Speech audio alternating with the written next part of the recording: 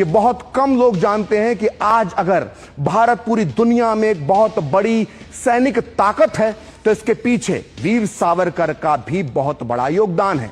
यह कहना बिल्कुल अतिशयोक्ति नहीं होगी कि भारत के सिक्योरिटी डॉक्ट्रिन के जनक कोई और नहीं बल्कि स्वयं वीर सावरकर हैं। आपको शायद यह नहीं पता होगा कि अगर वीर सावरकर ने हिंदुओं की सेना में भर्ती नहीं करवाई होती तो शायद आजादी के तत्काल बाद ही पाकिस्तान की जो सेना है वो भारत के आधे से ज्यादा हिस्से को निगलने का या हड़पने का प्लान बना सकती थी। और वीर सावरकर की शान में इतनी बड़ी बात मैं ऐसे ही नहीं कह रहा, आज पूरा सच में मैं आपको तथ्यों, तर्कों और सबूतों के साथ भारतीय सेना के निर्माण में वीर सावरकर के इस महान योगदान के बारे में बताऊंगा। शायद आपको यह पता नहीं होगा कि आजादी के 10 साल पहले तक या यूं कहें कि दूसरे विश्व युद्ध के पहले तक ब्रिटिश इंडियन आर्मी में की संख्या बहुत ज्यादा थी और हिंदुओं की संख्या बहुत कम थी। सेना में का वर्चस्व था और अगर वीर सावरकर इस वर्चस्व को नहीं तोड़ते तो बंटवारे के बाद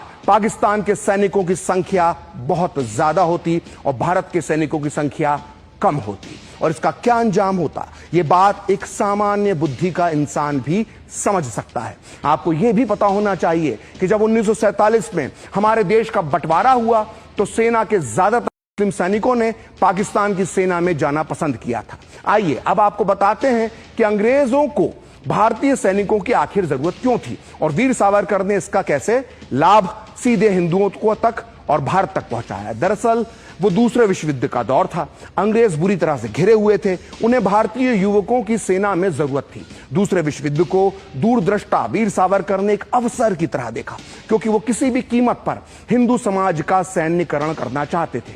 खास बात है कि उस दौर में भारत के आम लोगों को हथियार रखने का लाइसेंस भी नहीं मिलता था। ऐसे में वीर सावरकर ने हिंदू युवाओं से आह्वान किया कि वो सेना में भर्ती हो। उन्होंने पूरे देश का चक्रवाती दौरा किया और इसी दौरान 1941 में कानपुर की एक सभा में उन्होंने जो कहा था उससे उनकी दूरदृष्टि का अंदाजा लगाया जा सकता है। वीर सावरकर ने कानपुर में कहा था कि आज ब्रिटिश सरकार की मजबूरी है कि वो अपने हाथों में हथियार और गोला बारूद सौंप रही है। पहले आपको पिस्तौल रखने पर कारावास हो जाता था, लेकिन आज कांग्रेस आपको राइफल माफ कीजिएगा, लेकिन आज अंग्रेज आपको राइफल, मशीन गन और तोप दे रहे हैं। हिंदू युवाओं को पूर्ण प्रशिक्षित सैनिक और सेना में अधिकारी बनना चाहिए। नौसेना के जहाज और लड़ाकू विमान भी हमारे हाथों में होंगे। आपको कागज से आजादी नहीं मिलेगी, आजादी तब मिलेगी जब आपके कंधों पर राइफल होगी। देश भर के हिंदू संगठनों को सबसे महत्वपूर्ण काम यह करना चाहिए कि वो अपनी सारी ऊर्जा और ताकत हिंदुओं को हथियार बंद करने में लगा दें। जो लड़ाई हमारे देश की सीमा तक आ पहुंची है वो हमारे लिए खतरा भी है और मौका भी। इन दोनों का तकाजा है कि हिंदुओं का सैन्यकरण किया जाए।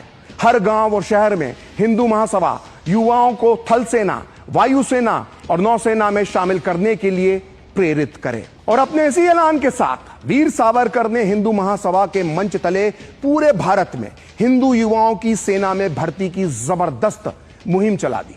नतीजा यह हुआ कि बड़ी तादाद में हिंदू सेना में भर्ती होने लगे।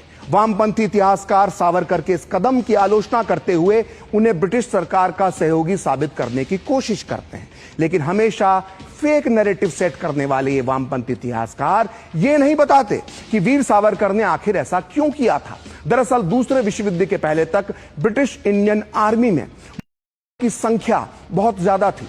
वीर सावरकर जानते थे कि आजादी के बाद भारत चाहे एक मुल्क रहे या दो हिस्सों में बंट जाए, सेना की यह स्थिति बहुत घातक होगी।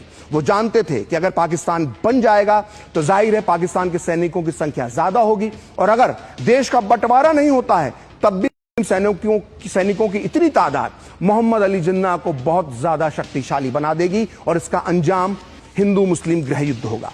अगर आपको लगता है कि भारतीय सेना में की इतनी बड़ी संख्या से सिर्फ सावरकर परेशान थे तो ऐसा नहीं है।